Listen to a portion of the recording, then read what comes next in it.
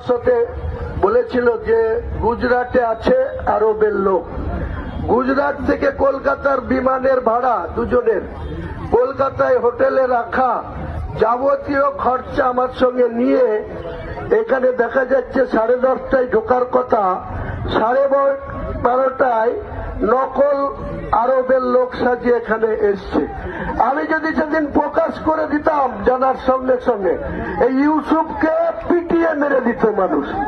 আমি চাইনি একজন মুসলমান হয়ে একজন মুসলমানকে এত বড় একটা শাস্তি দিতে, তাই আমি মেনে নিয়েছি।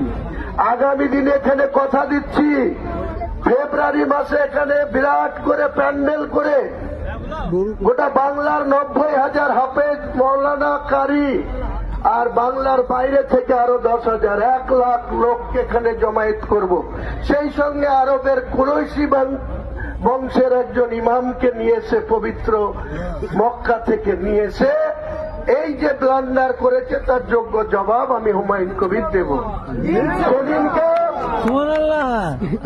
1 লাখ লোক ইমামদের কোরআন পাঠ হওয়ার পরে সকাল 10টা থেকে কোরআনের তর্জমা করে বাংলায় বোঝানো